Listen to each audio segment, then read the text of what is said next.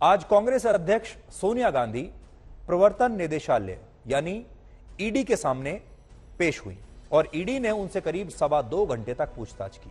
यह पूछताछ national Herald अखबार से जुड़े मनी लॉन्ड्रिंग केस को लेकर थी। 75 वर्ष की सोनिया गांधी जांच एजेंसी के मुख्यालय में दोपहर करीब 12 बजे पहुंची। उनके साथ उनके दोनों बच्चे राहुल गांधी और प्रियंका गांधी वाड्रा भी थे।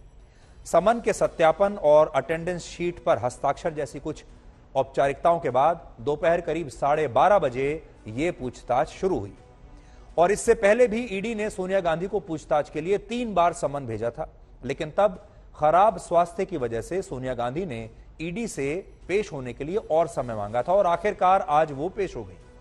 आज भी जब सोनिया गांधी ईडी के दफ्तर पहुंची तो उन्होंने अधिकारियों से कहा कि उनकी तबीयत ठीक नहीं है, उन्हें बार बार नेबुलाइजर लेने की जरूरत पड़ती है, इसलिए वो अपनी बेटी प्रियंका गांधी वाड्रा को इस पूछताछ के दौरान अपने साथ रखना चाहती हैं और इसकी इजाजत ईडी के अधिकारियों ने दे भी दी। इसके बाद ईडी के अधिकारियों ने प्रियंका गांधी वाड्रा को पूछताछ वाले कमरे में रहने की इजाजत तो नहीं दी, लेकिन ईडी के दफ्तर के परिसर में ही उन्हें रहने की अनुमति दे दी। वो एक दूसरे कमरे में जाकर बैठ गई ताकि स्वास्थ्य संबंधी अगर कोई भी समस्या सोनिया गांधी को होती है तो वो अपनी मां के साथ रह सकें, उन्हें दवाएं उपलब्ध करा सके, उनकी देखभाल कर सके। सोनिया गांधी से पूछताछ के दौरान 2 डॉक्टर ईडी के दफ्तर में मौजूद थे ताकि अगर उनका स्वास्थ्य बिगड़ता है तो तुरंत उन्हें अटेंड किया जा सके और एक एम्बुलेंस को भी खास तौर पर वहां पर बुलाकर खड़ा कर लिया गया था। सोनिया गांधी से यह पूछताछ लगभग 2 घंटे 20 मिनट तक चली। इस दौरान प्रियंका गांधी वाड्रा 2 बार अपनी मां सोनिया गांधी से मिलने के लिए पूछताछ वाले कमरे में गई और सूत्रों के मुताबिक सोनिया गांधी से पूछताछ की अगुवाई एक महिला अफसर कर रही थी जिनका नाम है मोनिका शर्मा। वो ईडी में एडिशनल डायरेक्टर के पद पर काम करती हैं और पूछताछ के दौरान सोनिया गांधी से 25 से ज्यादा सवाल पूछे गए। अब 2 घंटे 20 मिनट में अगर 25 सवाल भी पूछ लिए तो काफी है, जिसके बाद उन्हें घर जाने के लिए इजाजत दे दी गई। अब सोनिया गांधी को फिर से पूछताछ के लिए 25 जुलाई को बुलाया गया है। जो हमारे सूत्र हैं ईडी में, उनके मुताबिक सोनिया गांधी से सवाल जवाब पूरे होने के बाद उन्हें आज जाने के लिए कह दिया गया, क्योंकि सोनिया गांधी ने भी उन्हें कहा कि अब उन्हें दवाई लेनी है, उन्हें बार बार मेडिकेशन की जरूरत पड़ती है, वो इससे ज्यादा ठहर भी नहीं पाएंगी। हमारे पास आज उन बड़े सवालों की एक लिस्ट है जो नेशनल हेरल्ड केस से जुड़े हुए हैं, जो आज उनसे पूछे गए। वो सवाल कौन से हैं, इसे जानने से पहले आपको यह पता होना चाहिए कि नेशनल हेरल्ड केस आखिर है क्या और सोनिया गांधी और राहुल गांधी से पूछताछ क्यों हो रही है, उन पर आरोप क्या है। तो आरोप क्या है वो देखिए। नेशनल हेरल्ड एक अखबार है जिसे वर्ष 1938 में यानी आजादी से पहले पंडित जवाहरलाल नेहरू ने शुरू किया था। शुरुआत में इस अखबार को एसोसिएटेड जर्नल्स लिमिटेड यानी एजेएल नाम की एक कंपनी चलाती थी, जिसमें कांग्रेस और गांधी परिवार का ही पूरा प्रभाव था। वर्ष 2008 में बढ़ते हुए घाटे की वजह से नेशनल हेरल्ड अखबार को बंद करना पड़ा। हालांकि एजेएल के पास उस समय तक करीब 2000 करोड़ रुपए की संपत्ति आ गई थी, क्योंकि जब भारत आजाद हुआ और जवाहरलाल नेहरू प्रधानमंत्री बने, उसके बाद गांधी परिवार के प्रधानमंत्री एक के बाद एक बनते चले गए और जब एजेएल का विस्तार हुआ, नेशनल हेरल्ड का विस्तार हुआ, तो उसके तमाम देश के अलग अलग शहरों में उसके दफ्तर थे जहां से वो लोग ऑपरेट करते थे और अब उन संपत्तियों की जो कीमत है वो हजारों करोड़ में है। जब इस अखबार को बंद किया गया क्योंकि ये घाटे में था, तब कांग्रेस ने एजेएल को पार्टी फंड से बिना ब्याज लिए 90 करोड़ रुपए का लोन दे दिया। पार्टी फंड से, याद रखिएगा, पार्टी के फंड से एजेएल को लोन दे दिया, वो भी बिना इंटरेस्ट के।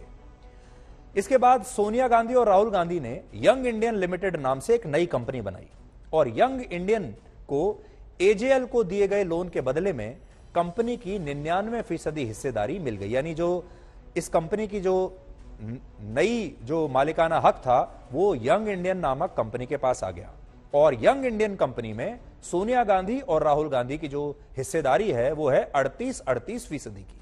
दोनों मां बेटों के 38% हिस्सेदारी है और बाकी के जो 24% शेयर हैं वो कांग्रेस के अन्य बड़े नेताओं के पास थे।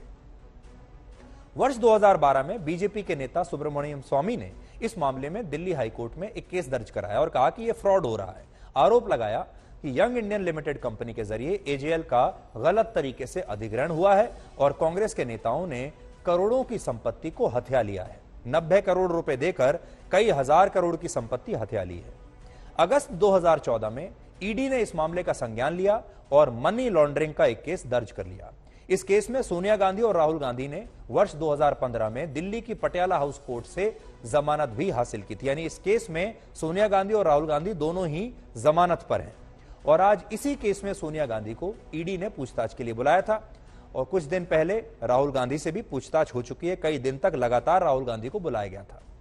अब आपको बताते हैं कि ईडी ने सोनिया गांधी से कौन कौन से बड़े सवाल पूछे। ईडी ने पूछा कि आप यंग इंडियन कंपनी की निदेशक क्यों बनी? नेशनल हेराल्ड अखबार में यंग इंडियन कंपनी का क्या काम था? कांग्रेस और एजेएल के बीच किस प्रकार का लेन देन हुआ? क्या आपको यह पता था कि यंग इंडियन एजेएल का अधिग्रहण कर रही है? एजेएल के पास कुल मिलाकर कितनी संपत्ति देश भर में है? और एक सवाल यह भी पूछा गया कि एजेएल की सभी संपत्ति का क्या उपयोग किया जाता था? ये तमाम सवाल सोनिया गांधी से पूछे गए। अब जब यह पूछताछ आज हो रही थी, वैसे तो आज सोनिया गांधी से ईडी ने इतनी पूछताछ नहीं की जितना इस पूरे मामले पर कांग्रेस के कार्यकर्ताओं ने देश भर में हंगामा मचा दिया। सोनिया गांधी से ईडी की पूछताछ कांग्रेस के नेताओं और कार्यकर्ताओं को इतनी नागवार गुजरी कि वो सड़कों पर उतरकर आज विरोध प्रदर्शन करने लगे, वैसे ही जैसे उन्होंने राहुल गांधी के समय में किए थे। दिल्ली पुलिस ने जगह जगह आज बैरिकेडिंग की थी, जिसे कांग्रेस कार्यकर्ताओं ने तोड़ने की कोशिश की और इसके बाद हालात को काबू में करने के लिए पुलिस को वाटर कैनन का इस्तेमाल करना पड़ा। तस्वीरें आप देख रहे हैं किस तरह की आज विरोध प्रदर्शन दिल्ली में कांग्रेस के कार्यकर्ताओं ने किए हैं।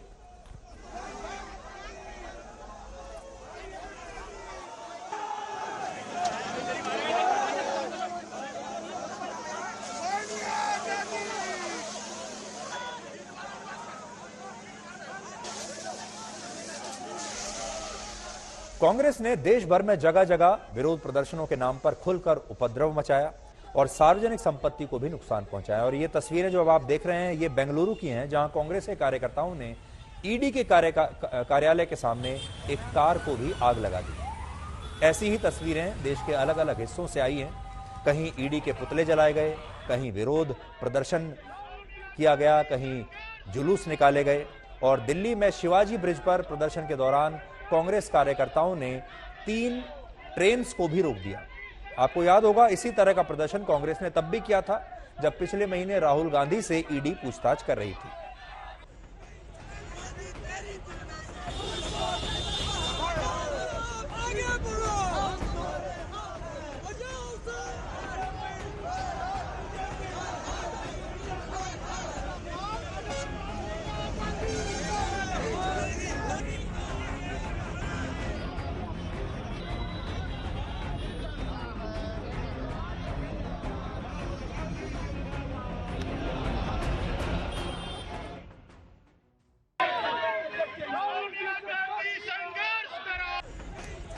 ये सब देखकर दिमाग में एक सवाल जरूर आता है कि हमारे देश में महंगाई, बेरोजगारी और तमाम तरह के बहुत सारे मुद्दे हैं जो आम जनता से जुड़े हुए हैं, जिनका आपके जीवन पर बहुत असर पड़ता है।